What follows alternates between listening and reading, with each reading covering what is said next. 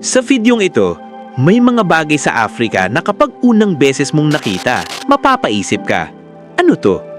Pero habang mas lalo mong naiintindihan, mas lalo kang mamamangha.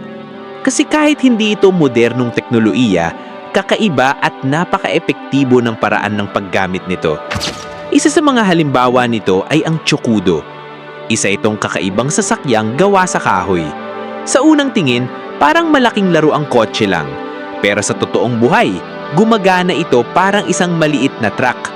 Kaya nga tinatawag ito ng marami bilang truck ng Africa. Isipin mo, kaya nitong magdala ng 500 hanggang 800 kilo na kargamento. Oo, halos kalahating tonelada, minsan higit pa. Ang katawan ng tsukudo ay halos purong kahoy. Mayroon itong dalawang malalaking gulong na gawa rin sa kahoy. Isang matibay na frame sa gitna, handle sa unahan, espasyo para sa kargamento sa likod, at isang espesyal na patungan ng tuhod sa likod. Wala itong upuan. Bakit? Kasi hindi ito inuupuan habang minamaneho. Ang driver ay nakatayo habang tinutulak ito. Kapag pababa naman ang daan, inilalagay niya ang kanyang tuhod sa patungan para makontrol ang bilis at direksyon. Kahit mukhang kakaiba ang disenyo, ito ang sistemang ginagamit nila sa loob ng maraming taon at napatunayan na itong epektibo. Ang paggawa ng tsukudo ang mas kahanga-hanga. Lokal na karpintero lang ang gumagawa nito. Una, pumipili sila ng matibay at tuyong kahoy na walang bitak. Mahalaga ito dahil kapag may lamat ang kahoy, hindi nito kakayanin ang bigat ng karga. Ang mga gulong ay sobrang kapal. Minsan, isang buong bloke ng kahoy ang inuukit para maging perpektong bilog. Sa gitna naman, gumagamit sila ng bakal na axle. Kadalasan galing pa sa lumang piyesa ng sasakyan o bakal na rod. Ito ang nagdurugtong sa dalawang gulong. Kapag mali ang pagkakakabit nito, magiging tabingi ang ikot ng gulong at hindi nang mahirap itulak. Pagkatapos ng gulong at axle, binubuo ang mahabang frame.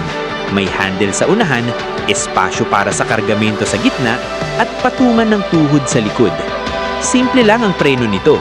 Walang disc brake o hydraulic system. Karaniwan, kahoy lang na bloke ang ginagamit bilang manual brake.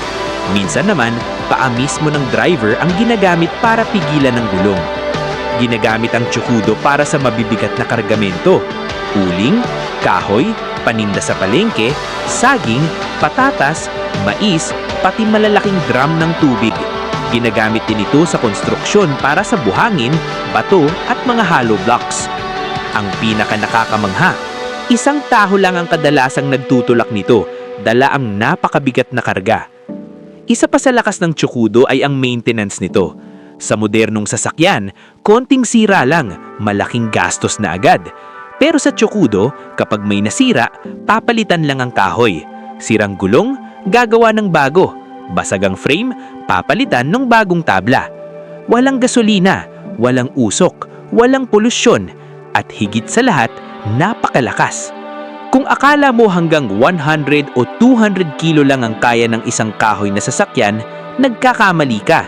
Maraming tsukudo ang kayang magdala ng higit 500 kilo at sa ilang pagkakataon, umaabot pa ng 800 kilo. Sa ngayon, hindi na ito limitado sa Africa. Pinag-aaralan na ito ng mga researcher, gumagawa ng documentary tungkol dito at dinarayo ng mga turista. Dahil ang tsukudo ay hindi lang simpleng sasakyan. Isa itong simbolo ng diskarte, tiyaga at survival. Isang teknolohiyang isinilang mula sa pangangailangan na nagbigay kabuhayan sa libo-libong pamilya. Isang kahoy na sasakyang walang makina, pero kayang gumawa ng trabaho ng isang maliit na truck.